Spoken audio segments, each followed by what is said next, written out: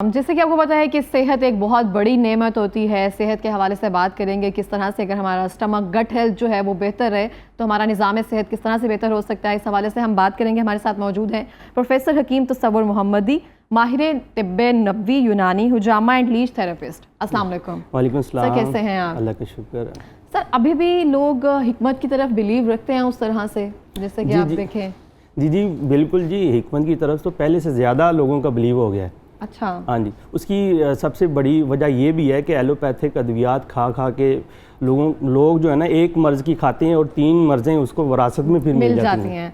अगर आपको शुगर है तो आप उसकी दवाई खा रहे हैं तो आपको गुर्दों की दवाई तो लाजमी कुछ ज़ाहिर बात है उसकी, यानी गुर्दों की अलहदा है, शुगर की अलहदा है, फिर आपकी हार्ट कार्डिक डिजीज़ की अलहदा हो जाती है, थकावट की अलहदा है, फिर साथ अगर कॉन्स्टिपेशन हो तो यानी एक एक अलामत की एक दो जो टैबलेट है, कैप्सूल साथ एडिशन होता रहता है। एंटीबायोटिक खाएं तो आपको भूख नहीं लगनी है, तो फिर आप उसकी लेंगे तो ये सारा जो निज़ाम जो है ना वो तबाह होता है। ये एक बस कह लें एक धंधा है।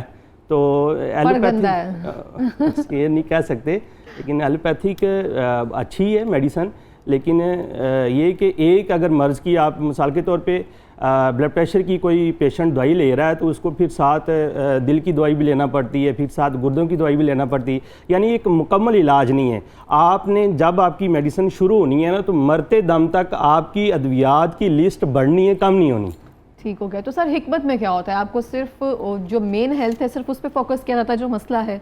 नहीं, देखें जी, हम हिकमत में हर चीज़ से पेशेंट की अलामात, उसका जो वजह सबब है, यानी जिस वजह से उसको कोई भी मर्ज़ लाहक हुआ है तो उसको वजह को दूर किया जाता है, उसकी अर्जी और मर्जी अलामात की जी जड़ से उसका जो है ना, यानी 1 महीने 2 महीना या 3 महीना या 6 माह मुकम्मल इलाज के बाद दोबारा वो मर्ज़ नहीं रहता, यानी ताउम्र ता हयात उसको वो मेडिसिन नहीं इस्तेमाल करनी पड़ती, ता वक्ते कि वो परहेज़ के साथ अपना लाइफस्टाइल चेंज करे और जो मुतवाज़न ग़िज़ा है वो इस्तेमाल कर ले।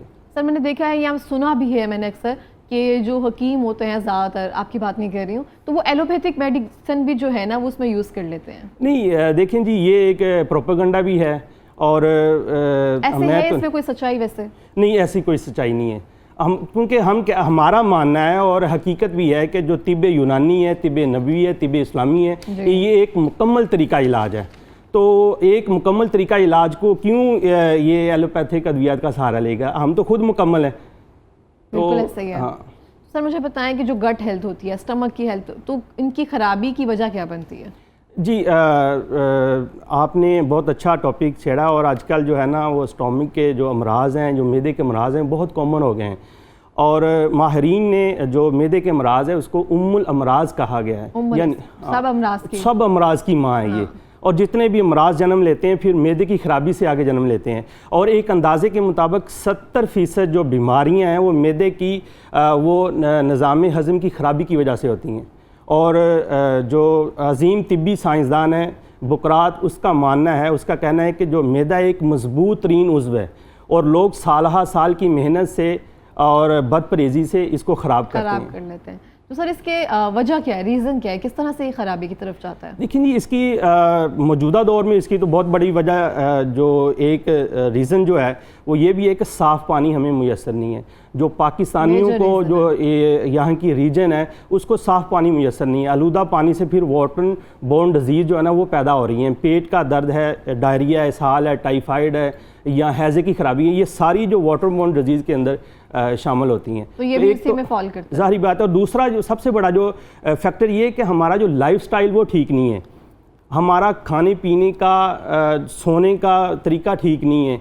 हम अगर खाते हैं तो खाने पे खाना खा लेते हैं, ये हम किसी दावत पे गए हैं तो वहाँ पे मुख्तलिफ़ किस्म की डिशेज़ हैं और मुख्तलिफ़ किस्म के खाने या मुख्तलिफ़ किस्म के जो मीट पके हुए हैं, तो हमारी ये आखिरी ख्वाहिश होती है कि हम सारी जो प्लेटें हैं वो साफ़ कर लें और अपने जो स्टमक को पेट को भर लें। तो ये बहुत बड़ा फैक्टर है और अल्लाह के नबी का फरमान है कि कुलू वशरबू वला तुसरिफू, खाओ पियो लेकिन हद से तजावज़ ना करो। जब हम अल्लाह के नबी के हुक्म के मुताबिक अपना खाना पीना नहीं करेंगे, अपना ओढ़ना बिछोड़ना उठना बैठना नहीं करेंगे तो हम सेहतमंद नहीं रह सकते। अल्लाह के नबी ने फरमाया कि पेट के 3 हिस्से कर लें, एक हिस्सा खाने के लिए, एक हिस्सा हवा के लिए और एक हिस्सा पानी के लिए।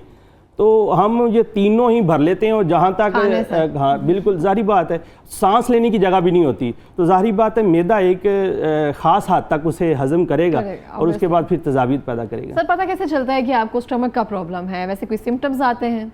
जाहिर बात है ये सिग्नल होते हैं। आप देखें ना जो मैदा है, आप जो भी चीज़ मैदे में लेके जाएंगी तो उसके सिग्नल आते हैं। घर बैठे हुए मुझे कैसे पता चल सकता है कि मुझे स्टमक का इशू है? बिल्कुल, हम जो ज़ुबान है उसके साथ देख लेते हैं, ज़ुबान की रंगत बिल्कुल सफ़ेदी आ जाती है, उसमें सुर्खी आ जाती है, उसमें सोजिश हो जाती है, सुर्खी भी आ जाती है जाहिर बात है। बिल्कुल जी। और इसके अलावा जो होंठ बता देते हैं, अगर होंठ खुश्क हैं, होंठ अगर सोते वक्त एक पेशेंट सो रहा है उसके होंठ खुले हुए हैं तो जाहिर बात है उसके फेफड़ों का मसला है। फेफड़ों की, दिल की कमज़ोरी की वजह से सोते वक्त ऐसे बच्चे, ऐसे बड़े बूढ़े जिनके सोते वक्त मुंह खुले रहते हैं तो उनके फेफड़ों और दिल का मसला होता है, जिसकी वजह से उसके उज़लात कमज़ोर हैं, वो बिल्कुल मुंह बंद नहीं कर रहा, इसलिए सांस लेने में जारी बात। इसी तरह ऐसे मरीज़, ऐसे जो बड़े बूढ़े हैं सोते वक्त अपने जो होंठ है वो बिल्कुल पीस लेते हैं, बिल्कुल बंद कर लेते हैं, तो ये ऐसी दिमागी तशन्नुजी होती है, यानी दिमाग के असाब के अंदर उसके सोजिश होती है।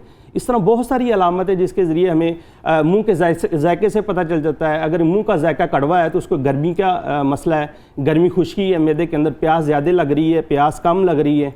और इसके अलावा जो बॉडी की बनावट से पता चल जाता है कि ये यानी फैटी लीवर है, यानी पेट जिसका बढ़ा हुआ है। अगर सोते वक्त भी मैं देखता हूँ कि ऐसे पेशेंट जो सोते वक्त भी जिनका पेट अपनी छाती से ऊपर है तो लाजमी फैटी लीवर है। फैटी लीवर है ऑब्वियसली।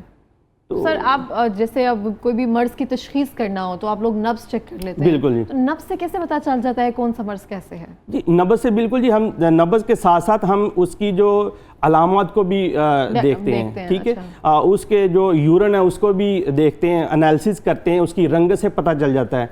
जिस तरह ज़ुबान की रंगत से पता चल जाता है इस तरह यूरिन से भी पता चल जाता है कि पेशेंट को कौन कौन से अमराज हैं। बिल्कुल इस तरह से ही है।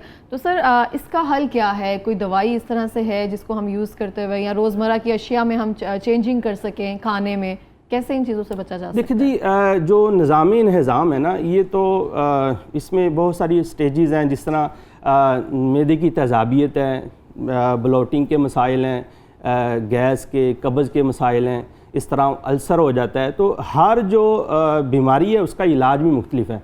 मिसाल के तौर पे तज़ाबियत है, तज़ाबियत के ऊपर बात करते हैं तो तज़ाबियत वाले मरीज़ जो है ना उनके लिए एक बहुत अच्छा नुस्खा है और जो मैं आपके चैनल के तवस्सुत से क़ारीन को बताना चाहता हूँ। तो ये 4 चीज़ें हैं जी।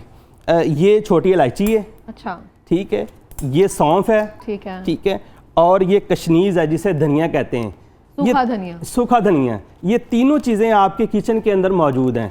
और जो चौथी चीज़ है ये आंवला है। आंवला बालों में ये जो यूज़ होता है, जिसका जो ना हेयर ऑयल बनता है ना, बायो आंवला जो तो ये आंवला है। इन चारों चीज़ों को आपने पंसार, किसी भी पंसार स्टोर से ले लें। इसको, बरसात का मौसम है, नमी का मौसम है, सबसे पहले इसको आपने धूप लगवानी है और धूप लगाने के बाद इसको अच्छी तरह साफ़ कर लेना है। साफ़ करने के बाद जो है ना, इसको जो सौंफ है इसको ना थोड़ा सा रोस्ट कर लेना तवे के ऊपर, जो भी है ना रोस्ट कर लें। उसके बाद इसे साफ़ करके तो बराबर वजन इसको मिक्स करके मानदे गुबार कर लेना, यानी आटे की तरह, जो मैदे की तरह बिल्कुल पाउडर कर लेना, मोटा नहीं होना चाहिए। तो 2 से 3 माशे जो है ना ग्राइंडर में हो जाएगा बिल्कुल इस तरह से पाउडर? जी ग्राइंडर में ये नहीं हो सके क्योंकि आंवला सख्त होता है ना, बाकी चीज़ें तो हो जाएंगी लेकिन ये सख्त होता है। और कोशिश करनी है कि जो आंवले के अंदर गुठली होती है वो निकाल लेनी है, इसके सिर्फ छिलके, इसका जो पोस्ट है वो डालना है, इसके अंदर से गुठली निकाल लेनी है और ये बड़ा मज़ेदार सा चूरन बन जाता है। और ये ब्लड प्रेशर वाला मरीज़ भी आसानी से खा सकता है, शुगर वाला मरीज़ भी आसानी से खा सकता है। बड़े इससे ये होगा कि मैदे की तेज़ाबियत नहीं होगी? जी, ओवरऑल जो डिजीज़ है मैदे की, ठीक है, इवन के अल्सर तक ये काम करेगा। मैदे में तज़ाबियत है, गैस है, कब्ज़ है, अल्सर है, ब्लोटिंग के मसाइल हैं, जो भी हाजमे के मसाइल हैं, या सोते वक्त मुंह से राल टपकती है, कुछ बच्चों के, बड़ों के राल टपकती है। उसका क्या रीज़न होता है? उसका ज़ाहिर बात मैदे के अंदर रतूबत का इजाफा हो जाता है ना, रतूबत बढ़ जाती है। और एसिडिटी के मसाइल है ना, ऐसे पेशेंट जिनको एसिडिटी के मसाइल होंगे तो उसके जो ये जो वाल्व होते हैं ना, ये जो ग़िज़ाई नाली और मैदे के दरम्यान में कुदरत ने एक वॉल रखा हुआ है। अच्छा। हाँ, वो अगर किसी तरीके से ख़राब हो जाए या वो ढीला रहना शुरू हो जाए तो जो उसका काम ये होता है कि मैदे से जो ग़िज़ा वापस ग़िज़ा की नाली की तरफ ना आए, मैदे की जो भी चीज़ें हैं वापस ग़िज़ा की नाली की तरफ ना आए। वो जो वाल्व जब ख़राब होता है ना तो खुला रहता है, तो मैदे से जो तेज़ाबी जो चीज़ें हैं ना वो ग़िज़ाई नाली में आ जाती हैं, और ग़िज़ाई नाली में आ जाती हैं और फिर वहाँ पे एसिडिटी और तेज़ाबियत का और जलन का, दर्द का बायस बनती हैं। तो फिर वही जो तेज़ाबियत है, अगर तेज़ाबियत एक हाथ तक तो कंट्रोल होगी, लेकिन एक हाथ से ज़्यादा बढ़ेगी तो फिर मुंह के ज़रिए उसके राल टपकेगी और हाजमा ख़राब हो जाएगा। तो सबका जो हल है ना वो इस नुस्खे में है। ये सबका हल इसको कैसे यूज़ करना है, रात के टाइम, सुबह के टाइम? ये 4 चीज़ें हैं। इंग्रेडिएंट रिपीट करते हैं। बिल्कुल जी। ये सौंफ है, सौंफ, छोटी इलायची, ये कशनीज़ है, धनिया, सूखा धनिया, और जी साबुत सूखा धनिया, और ये छोटी इलायची है, छोटी इलायची, इलायची खुर्द भी इसे कहते हैं, सब्ज़ इलायची भी इसे कहते हैं, और ये आंवला है। आंवला, और ये कैल्शियम का रिच सोर्स है, जो आंवला है ना ये कैल्शियम का रिच सोर्स है। तो ये 4 चीज़ें आपने को, इनकी मिकदार कितनी? सेम मिकदार में, बराबर वजन जी, या अगर 50-50 ग्राम ले लें और 60-60 ग्राम लेंगे, सफाई करने के बाद आपके पास 50-50 ग्राम भी बचेगी। तो इसको सबसे पहले धूप लगानी है और धूप लगा के इसको अच्छी तरह साफ़ कर लेना है, और आंवले के जो गुठली है वो निकाल लेनी है। सौंफ को हमने सौथे कर लेना है। बिल्कुल सौथे कर लेना है, तवे के ऊपर जो है ना कर लेना है गरम, और जब ये इसकी बड़ी मज़ेदार सी खुशबू आएगी, ये पक जाएगी ताकि मैदे के अंदर जाके अच्छा असर दे। और ये चारों चीज़ें आपने बराबर वजन मिक्स करके पीस लेनी है, और कोशिश करनी है कि आटे की मानद हो, मोटी ना हो, बिल्कुल बारीक सा पाउडर हो जाए। और उसके बाद 2 से 3 माशे जो है ना वो दिन में 2 दफ़ा 3 दफ़ा आप ले सकते हैं। किस टाइम ले सकते हैं हम? खाना खाने से पहले, बाद, सुबह के खाना खाने के बाद, खाना खाने से पहले भी ले सकते हैं, लेकिन कोशिश करें खाना खाने के 1 घंटा बाद आप लें, तो इंशाल्लाह ये बेहतरीन, जितनी भी डिजीज़ है ना मैदे की, उसके लिए बेहतरीन चीज़ है ये। नहीं, ये बहुत अच्छा नुस्खा बता दिया आपने। जिनको ये सब अमराज है मैदे से रिलेटेड और जिसको क्योर करना चाहते हैं, तो ये नुस्खा है हमारे पास। अब दोबारा से रिपीट कर दूं मैं, सौंफ है, छोटी इलायची है, साबुत धनिया है और आंवला है। इन सब का एक सफ़ूफ बना लेना आपने, और खाने के बाद इसको 1 चम्मच यूज़ करना है। तो सर ये इसका कोई नुकसान ऐसा तो नहीं है? नहीं, देखिए जी, नुकसान तो हर एक चीज़ का होता है, किस चीज़ का नुकसान नहीं है फिर? इसका ये नुकसान ये नहीं कि इसका ना मिकदार कम इस्तेमाल करनी है आपने। ये हर्बल चीज़ है, इसका नुकसान ही, वैसे तो पानी भी है, उसकी भी अगर आप ज़्यादती करेंगे उसका भी नुकसान है, हालांकि आम चीज़ है, किसी भी चीज़ की ज़्यादती नुकसान दे। ये 2 से 3 माशे, हाँ ये फ़ायदा मंद है, इसका कोई ऐसा कोई नुकसान नहीं है। ये बेहतरीन चीज़ है, ये हर्बल है और बेहतरीन चीज़ है, इसका कोई नुकसान नहीं है। ठीक है सर। कॉन्स्टिपेशन कहते हैं, कब्ज़ होती है अगर आपको, तो उसके बाद आप उस तरह से ग्लो नहीं कर पाते हो, आपको चीज़ें उस तरह से, जैसे कहते हैं ना खुराक नहीं लग रही होती, इस तरह से कोई इससे है, ऐसी है कोई साइंस? जी बिल्कुल जी। कॉन्स्टिपेशन को भी हुक्म मुतकद्दिमीन ने जो है ना वो उम्मुल अमराज के नाम से याद किया जाए, यानी तमाम मर्ज़ों की माँ है। अगर आपको कॉन्स्टिपेशन है, समझ लें आप बीमार हैं, तंदुरुस्त नहीं है। तो कॉन्स्टिपेशन जो है ना, आंतों की सोजिश जो है ना, जो स्वाइलिंग है, सोजिश है, वर्म, अल्सर और कैंसर तक इसकी अलामात मिलती हैं। तो इसके लिए जो बेहतरीन चीज़ है ना, वो अल्लाह ने उसकी कुरान मजीद में कसम खाई है, वत्तीनी वज़ैतून। अल्लाह ताला ने अंजीर की भी कसम खाई है और जैतून की भी कसम खाई है। तो कॉन्स्टिपेशन के लिए मैं बताना चाहूँगा कि 3 से 5 अदद अंजीर ले लेनी है। और अंजीर मार्केट में 2 तरह की मिल रही हैं, एक आपको बड़ी सोनी सी और गोरी चिट्टी मिलेगी, वो नहीं लेनी है आपने। वो सल्फर के साथ उन्होंने धोई होती है और बड़ी वो मेकअप किया होता है। हाँ वो प्यारी लगती है, लेकिन वो सिर्फ प्यारी लगती है, लेकिन वो जो दूसरी ब्राउन सी है ना, वो आपने लेनी है। वो ला के उसको धो के इसको खुश्क कर लेना है आपने। खुश्क करके जैतून लेना है आपने, जैतून का तेल एक्स्ट्रा वर्जिन जो है ना, जैतून खालिस लेना है, उसका तेल लेना है हमने। हाँ जैतून का, रोगने जैतून लेना है आपने। वो एक भी किसी बर्तन में डाल लेना है और रात को 3 से 5 अदद अंजीर जो है ना उसके अंदर डिप कर देनी है, जैतून के तेल के अंदर, जैतून के तेल में भिगो देनी है, ठीक है। और उसको ढांप देना है किसी चीज़ से, और किसी भी बाहर रख दें, किसी खुली फ़ज़ा में रख दें जहाँ पे यानी गर्दो गुबार ना पड़े। और उसको फिर सुबह उठ के अंजीर को निकालना है और जो है ना वो खाली पेट आपने इस्तेमाल कर लेना। तेल कहाँ गया? तेल वहीं रहने देना है, फिर अगले दिन काम आएगा। ठीक है, वो चलता जाएगा, ये चलता जाएगा ना। जितना अंजीर ने तेल लेना है वो उतने अब्सॉर्ब कर लेगी, हाँ वो उसने ले लेना है, जज़ब कर लेना है, ठीक ठीक है। और सुबह आपने उठ के 3 से 5 जो अंजीर है वो खाली पेट खा लेनी है। ऐसे जितने भी मरीज़ हैं जिनको हीमोराइड है, बवासीर है, आंतों के मसाइल हैं, इवन के आंतों के कैंसर तक जो है अंजीर जो है ना बेहतरीन फ़ायदा देती है, क्योंकि ये रिच सोर्स है फाइबर का, और कॉन्स्टिपेशन के लिए तो कमाल चीज़ है, बहुत कमाल चीज़ है। और इसके अलावा आपके दिल को पानी ज़्यादा लें और हाइड्रेट रहें आप। ज़ाहिर बात है पानी हमें ये तो बताया जाता है कि पानी ज़्यादा लें, लेकिन पानी कब लें ये कोई नहीं बताता। कब लें, मुझे कब लें, यानी कि अगर आप मिसाल के तौर पे खाना खाते हैं, खाना खाने से आधा घंटा पहले पानी लेना चाहिए, आधा घंटा से 1 घंटा। और खाना खाने के बाद पानी नहीं पीना चाहिए, नहीं पीना चाहिए, और खाने के दौरान भी पानी नहीं पीना चाहिए। अगर आपको ज़रूरत है, प्यास लगी है, तो 1-2 सिप ले लें। खाना खाने से आधा घंटा पहले पानी क्यों लेना चाहिए, ये सवाल ये पैदा होता है कि खाने के दौरान क्यों नहीं लेना चाहिए। खाना खाने से पहले पानी इसलिए लेना चाहिए आधा घंटा पहले, क्योंकि आप कोई भी लिक्विड चीज़ या पानी आप इंटेक करते हैं तो वो आधा घंटा तक जो है ना मैदे के अंदर रहता है, उसके बाद वो आंतों में चला जाता है, मैदे से निकल के आंतों में चला जाता है, और जो भी मैदे की अलाइश वगैरह डिटॉक्स हो जाता है, उसकी सफाई हो जाती है, सुथराई हो जाती है। तो उसके बाद जो जितनी भी मैदे के अंदर जो अलाइशें हैं जो वो आंतों में चली जाती हैं, और जो आप खाना खाते हैं वो कम से कम 3 से 5 घंटे तक जो ना मैदे में पड़ा रहता है। तो ऐसी कोशिश करनी चाहिए, ऐसी ग़िज़ा खानी चाहिए जो ज़ूद हज़म हो। मिसाल के तौर पर जो बिरयानी हम बड़े शौक़ से लेते हैं, ये कम से कम 5 घंटे तक आपके मैदे को, स्टोमिक को ब्लॉक कर देती है, ठीक है। इस तरह हमेशा जो है ना वो वेजिटेबल इस्तेमाल करनी चाहिए। अगर गोश्त खाना है तो वेजिटेबल, सब्जियों के अंदर गोश्त को, और कोशिश करें कि शोरबे वाला जो है ना सब्ज़ी और गोश्त इस्तेमाल करें, ये ज़ूद हज़म होता है। ठीक है। सुबह उठते ही पानी पीने का कंसेप्ट है, पानी पीना चाहिए?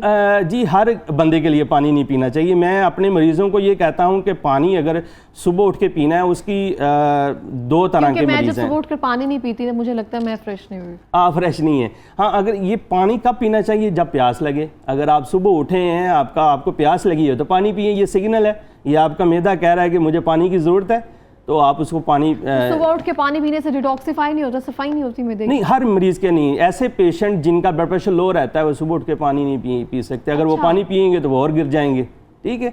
तो ऐसे मरीज़ों के लिए तो कावा है। तो पानी ऐसे मरीज़ों के लिए जिनका ब्लड प्रेशर हाई होता है, या जिनको मुंह ज़्यादा खुश्क रहता है, या पानी की प्यास लगती है, तो ऐसे पेशेंट जिनको जो यूरिन है वो येलो आता है, जलन के साथ आता है, स्मेल आती है जिनके यूरिन के अंदर, वो सुबह उठ के पानी पी सकते हैं। ऐसे पेशेंट जिनको ऑलरेडी पहले ही वो उनके गुर्दे कमज़ोर हैं, पेशाब उसको सफ़ेद रंग का आ रहा है, बगैर बू के आ रहा है, वो पानी की ज़्यादती की वजह से है ना, आपके गुर्दे कमज़ोर हो गए हैं। वरना आप पेशाब का तो असर रंगत वो हल्का येलो है ना। अगर आपका पेशाब वाइट हो रहा है, सफ़ेदी, आपको पेशाब के अंदर सफ़ेदी बढ़ गई है, झाग बढ़ गई है, तो इसका मतलब आपकी किडनी जो है ना वो सही तरह वर्क नहीं कर रही। ठीक। तो अच्छा सर, आखिरी 2 सवाल हैं वो मैं आपसे पूछना चाहूँगी। आप मुझे थोड़ा सा बता दें, थायराइड जो है वो आजकल बहुत बढ़ता जा रहा है, गले में जैसे हम थायराइड देखते हैं। सेकेंडली, और जो शुगर के जो मरीज़ होते हैं वो अपनी डाइट को किस तरह से बेहतर कर सकते हैं, और थायराइड वाले हैं वो किस तरह से बेहतर कर सकते हैं? लेकिन देखिए जी, शुगर के मरीज़ या थायराइड के मरीज़ जो है ना, ये भी मैंने आपको बताया ना कि मैदा उम्मुल अमराज है। अगर ऐसे पेशेंट जिनका मैदा ठीक है ना, उनको थायराइड नहीं होगा। जिनका मैदा ठीक है, जाहिर बात है, जब ये सफूफ उसके लिए यही सफूफ है। मैंने आपको कहा है ना, निज़ाम इंहज़ाम की कोई भी बीमारी है तो ये सफूफ दी बेस्ट है, ये अमृत का काम करेगा। ठीक है। और जो शुगर के जो मरीज़ हैं उनकी डाइट या उनके लिए देखिए जी, वो शुगर के मरीज़ जो बद पर मरीज़ है उनको जारी बात है मीठी चीज़ों से, जो सिर्फ मीठी चीज़ों में तो शुगर नहीं होती ना। आप अगर देखें रोटी में तो शुगर मीठी है। बिल्कुल जी, कार्बोहाइड्रेट्स के अंदर भी कार्ब्स हैं, बिल्कुल जी। मीठी चीज़ें इसलिए कि जो जितनी भी चीनी है, मीठा जहर इसको बोला जाता है, ये गुड़, चीनी और शहद का इवन शुगर वाले मरीज़ इस्तेमाल नहीं कर सकते। तो इसलिए फ्रूट में लें, आप जी भर के लें फ्रूट में। आप, मैं तो कहता हूँ शुगर मरीज़ों को मैं कहता हूँ कि दोपहर को आप बाउल भर के जो है ना, कम से कम आधा किलो आप सैलड और फ्रूट मिक्स करके पेट भर के खाएं। शुगर के मरीज़, कुछ नहीं होगा, शुगर नहीं बढ़ेगी। आम जो है ना, ये शुगर नहीं बढ़ाएगा आपकी, जितना मर्जी खा लें आप। अच्छा, आम शुगर नहीं बढ़ाएगा? अगर हम दोपहर को सैलड खा लें और उसके बाद आम खा लें तो शुगर नहीं बढ़ेगी इंशाल्लाह। अच्छा, ये ज़्यादती ना हो जाए शुगर की? नहीं, आप एनालिसिस करें ना, इंशाल्लाह बढ़ेगी। ठीक है। आम को यानी एक ये नहीं कि आप आम को 5 केजी खा लें, 1-2 आम एतदाल खाएं, में रहकर। एतदाल में रह के आप खाएं। एक आम जो है ना नॉर्मल जो है ना 1 पाव का 250 ग्राम का जो शुगर वाला मरीज वो खा सकता है। ठीक है, तो कोई लास्ट टिप देना चाहेंगे अपनी सेहत को बेहतर करने के लिए? जी लास्ट टिप में एक हमारा जो नुस्खा है, मैंने जो आपसे गुजारिश की थी, ये नुस्खा है, ये हम बताएंगे। ये अमृत धारा के नाम से है। अमृत धारा? अमृत धारा के नाम से। ये हाँ, अमृत धारा। ये है जी काफूर है, काफूर और ये 7 अजवाइन है, यानी अजवाइन है उसका एक्सट्रैक्ट है, जो अजवाइन हम खाते हैं ना। मैं कह रही हूँ अजवाइन का तो ऐसा कलर ही नहीं होता। ये एक्सट्रैक्ट है ना उसका, ये 7 है ना, 7 बोला है मैंने, अजवाइन तो बोला ही नहीं है। 7 ये 7 एक्सट्रैक्ट है, ये 50 स्टोर से बड़ी आसानी से मिल जाएगा। और ये 7 पुदीना है, ये पुदीना पेपर में, जी पुदीने का ये एक्सट्रैक्ट है। तो ये तीनों चीज़ें आपने किसी भी शीशे वाली बोतल के अंदर डाल लेनी है, बराबर वजन। शीशे वाली बोतल में, प्लास्टिक के अंदर नहीं डालनी, क्योंकि ये केमिकल रिएक्शन होना है इसका। तो ये आपने कम से कम 1 घंटे के लिए आपने धूप में रख लेना है। ठीक है, 1 घंटे के लिए आप धूप में रखेंगे, इसको मिक्स कर लेना है ऐसे। 1 घंटे के लिए आप धूप में रखेंगे तो ये लिक्विड हो जाएगा, बिल्कुल पानी बन जाएगा ये। ठीक है, इसे अमृत धारा बोलते हैं और मरूफ कंपनियों को मिल जाते हैं अमृत धारा के नाम से या कुलजम के नाम से। तो ये किसी घर के अंदर कोई भी चीज़ नहीं है, ये एक मुकम्मल आपका तबीब है, ये मुकम्मल हकीम है ये। तो बच्चे को किसी हकीम के पास आने की जरूरत नहीं है। नहीं, आने की जरूरत तो पड़ेगी, ये तो टिप्स हैं, ये एक मुकम्मल तो नहीं आपको बता रहा ना, फिर भी आपको हकीम की जरूरत तो पड़ेगी। हाँ, ये वो रेमेडी है, ये सेव है, इसका नुकसान नहीं है। तो ये जो है ना अमृत धारा जो है ना, आपने ये अमृत का काम करेगा, मिक्स कर लेना। ये देखें ना लिक्विड बनना शुरू हो गया है, देखें लिक्विड बनना शुरू हो गया है। तो ये एक कतरा जो है ना बच्चे को, बड़े को, बूढ़े को पेट में दर्द है, मरोड़ है, एक कतरा जो है ना, एक ड्रॉप्स जो है वो इसी फक्की जो आपको मैंने बताई है, चूरन जो बताया है, सुफूफ तबखीर जो बताया है, इसी जो है ना एक माशे के अंदर, अगर बच्चा है तो एक माशे के अंदर जो है ना 1 से 2 कतरे डाल के अब बच्चे को, बड़े को खिला देंगे तो इंशाल्लाह उसकी पेट ठीक हो जाएगा। अगर आपके सर में दर्द हो रहा है तो आप माथे पे लगा लें, ये बाम का भी काम करेगा और इंटरनल भी आपके इन्फेक्शन। बहुत शुक्रिया sir, thank you so much. इसी के साथ ही मैं कहना चाहूँगी, आपको कोई भी मर्ज है, कोई भी तकलीफ है, अगर आपको महसूस हो रही है, सबसे पहले आप उनमें टेस्ट वगैरह करवाएं, फिर जाकर आप जिनके पास भी आप जाना चाहते हैं, हकीम के पास, डॉक्टर के पास, फिर आप जाएं।